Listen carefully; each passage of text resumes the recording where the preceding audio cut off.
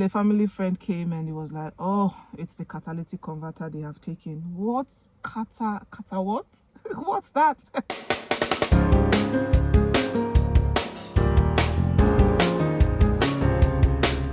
Hello beautiful people, welcome back to my channel. I know it's been a while, right? I am super sorry. I've been everywhere else for YouTube, just taking my time, I guess, but I'm sorry, I'm here now. How are you all doing? Hope everyone is fine. Hope everyone is hanging in there like we all are doing. Yes, welcome to my channel. Well, if it's your first time seeing my video or seeing me, my name is LiQWYD, and please, if you haven't subscribed, consider subscribing. Hit that red subscribe button, it's down there somewhere below. And turn on the notification bell icon so when I upload subsequent videos you will get the prompt. Today's video I will be sharing with us how and why I claimed insurance. So I did a video some time ago where I shared my testimony of how I passed my driving test first time. It was exciting, it was amazing, it was incredible, it was everything. I had so much concerns, and at the end of the day came out victorious. And if you haven't watched that video, the link will be displayed somewhere, either here or here, wherever it's displayed. Just click on it to watch it. Maybe you will be able to understand what I'm talking about now, because subsequently after that video I uploaded another video where I shared my concerns or regrets I had before and after passing my driving tests. And it was from that video that I promised I was going to do a video of how I claimed insurance, and today is that day. So without further ado, let's dive right into the video. More like swim into the video. First, which one do I start? Is it the how or the why? Okay, it's the why. First of all, why did I claim insurance? So I woke up one afternoon, okay, yeah, it was an afternoon. I woke up one afternoon after a night shift, and I had a knock on my door. On getting there, it was a neighbor saying that they saw people around my car in the night. The movements were quite suspicious, so she turned on, was it the touchlight of her phone or something like that, and it kind of reflected on them and ran away. And then her suspicions were confirmed. In fact, when she was narrating all of those, I was no longer myself, as you can imagine. My head was already racing, my heart was already racing, my head was already calculating what could have happened. I thought she was going to say that my car had been stolen, but then it turned out that it wasn't stolen. In fact, I became blank. I followed her to where the car was. There was no damage on the car, the mirrors, everything were intact. And then she said she suspects that it could be something underneath because she saw someone underneath the car. And she was just even narrating. I bent down and checked the car. Lo and behold, there were bolts and nuts on the floor. And guess what? It was a catalytic converter was stolen. I'll put it up on the screen. And I didn't know what that was. What do I know about cars? I only knew that I was practicing how to drive. I was learning the electrical parts of the car. Okay, how to start the car, how to turn on the wiper, how to turn on the headlamps and stuff like that. What's my business with what is underneath the car? That's for the technicians, the mechanics to know. So in fact, I didn't even know what it was. She didn't know. She didn't have any idea. Not until I had to call my husband and he came around. A family friend came and he was like, oh, it's the catalytic converter they have taken. What? Kata what? What's that? And then we went on Google and we saw what it was.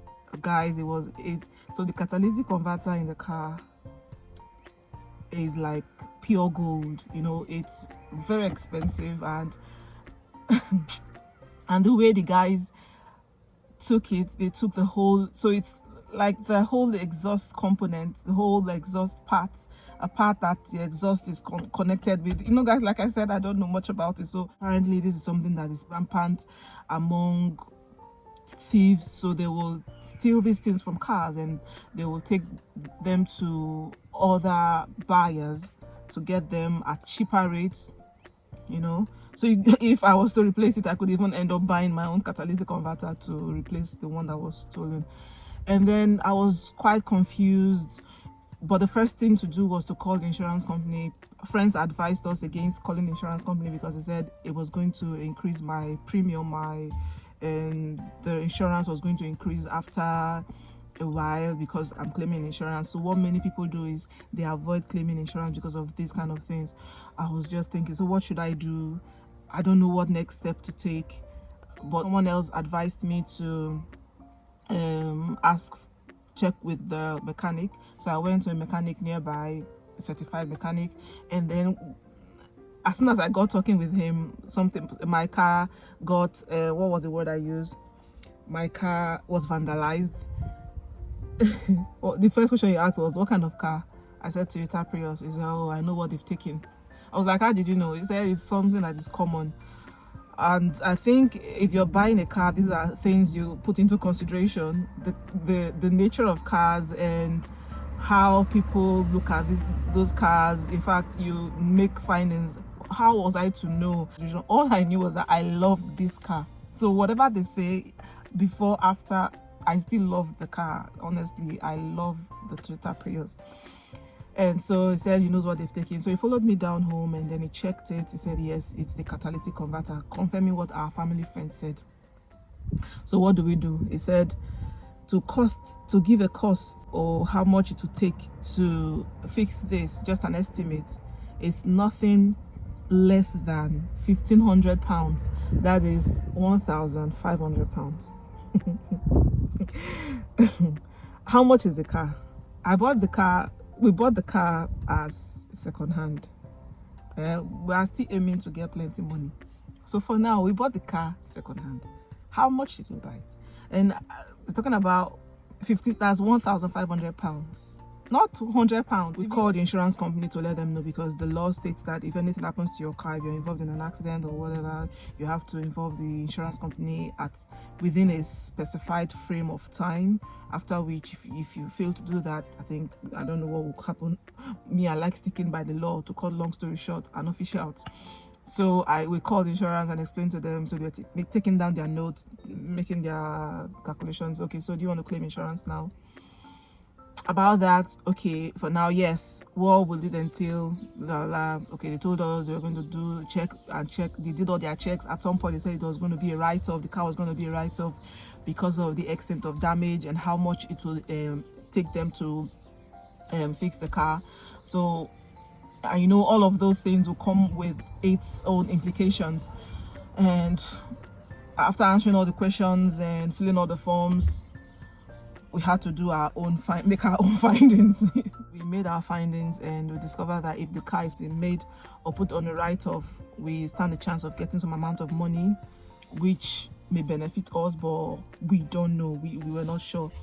So at the end of the day, someone advised us that it's better to claim insurance. Why are you paying insurance if not for things like this, if not for unforeseen circumstances, which this happens to be one of them? It's not like you bashed your car deliberate, or maybe you did something deliberate to the car, or if it was your fault. It's not your fault. This is clearly a vandalization, so you have to claim insurance. And before that, I called the police. Honestly, I was disappointed. I called the police just at the first instance when we discovered what had happened. There were fingerprints on the car. We didn't touch the car. So in my mind, this was like a proper evidence on the car. I called the police and they didn't turn up. They said it wasn't the major emergency. I guess they had better things to do. But honestly, I was disappointed. Thought they would come and take snapshots or take the evidence, and then they would know the fingerprints. They would know how to trace the culprits, but they didn't come around. Maybe they came around when I wasn't there. But instantly we were there for hours. It was about 3ish, 4ish that my friend I got to know about it, and we were there till about 8, 9 in the night. So at what time did they come? I don't know, and I could not find out. They only called 2 days, 3 days after that. Even when they did, they were just being funny. So I told them that I just needed the complaint number because I had late complaint to chase it up with my insurance, and they were happy to give me the number. So the how The how I claimed insurance is this part. So using the number that the police gave to me, I was able to give it to the insurance company, and they used that to do their paperwork and stuff like that. So at the end of the day, my insurance company sent a pickup van later on, I think 2 days after or so, and they were to give me a complimentary car to use in the interim. But when the complimentary car came, is it complimentary car they call it? Courtesy car. They brought the courtesy car, but it turned out that the courtesy car was a manual transmission car, and I was learning with the automatic, so I could not use the manual one. I wonder they got everything mixed up. So they took the manual car back, and then they sent a message to say, oh, since it's a provisional license you're using, the insurance doesn't cover you getting the courtesy car based on using provisional license. Who cares? I was still learning, so there was no point getting the courtesy car. I just had to wait. So it took about 2 weeks thereabout for them to fix the car, and they finally brought the car back hale and hearty, safe and sound. And till date, I'm enjoying the car. And yeah, so but what happened was, after I passed my driving test, and like I mentioned in the other video, the link again, I told, like my instructor said, when I told them that I had passed, my insurance went so high, and I was so pissed. But what they said was, because I had claimed insurance, that was why my insurance skyrocketed. And you remember I said friends advised me against claiming insurance because of these things. But at the end of the day, we were able to shop around, and we saw lower insurance prices, which we actually went for, ended the contract with the other insurance company.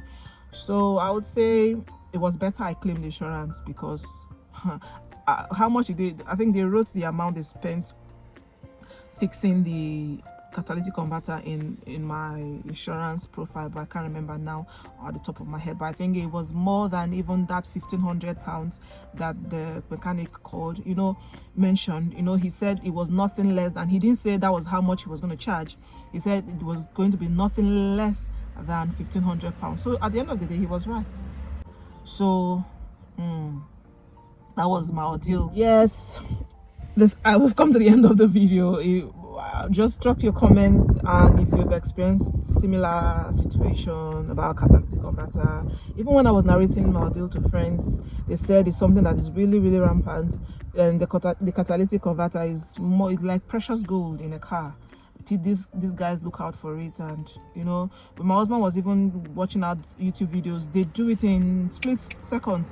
And we checked if there were ways we could stop these thieves from getting the catalytic converter. There were options of putting the protector, there were options of putting an alarm on the car, there were different options. But when I asked the insurance company agent, they said right now it's just best to hope and pray and believe and have faith that these guys won't repeat what they did. And on my own part, car was parked at the backyard. I think that was what made the car kind of vulnerable. And at the time, I was still to find someone who would be accompanying me in the car to drive around. So the car would most times stay in one place 2 weeks, 3 weeks without being driven. So that really, really made the car vulnerable. So when the insurance company brought back the car, I didn't bother putting it at the back anymore. It was in my front. It was in the front of the house.